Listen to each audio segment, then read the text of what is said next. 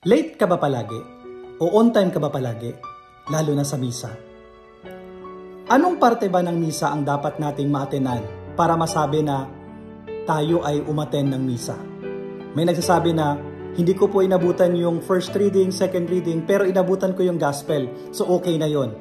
Or yung iba naman, inabutan ko naman po yung offertory, so okay na yon. Inabutan ko naman po yung consecration, so okay na yon. Gaano ba talaga ka-late ang pupwede sa misa? Wala po talagang official teachings ang Catholic Church dito. At ito naman po ay tama.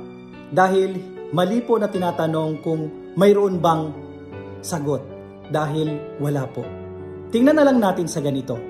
Kapag ikaw ay a-attend ng movie or manonood ka ng movie, papasok ka ba ng kalagitnaan na o patapos na para mapanood mo ito at masabing naintindihan mo yung buong pelikula? Lahat tayo gusto natin, bago pa magsimula yung palabas ay naroon na tayo. The same thing with Mass. Kinakailangan na nandoon tayo bago pa magsimula para maunawaan natin at matanggap natin si Kristo. Because heaven is coming down to earth. And God wants you to experience all of it. Kaya dapat on time ka.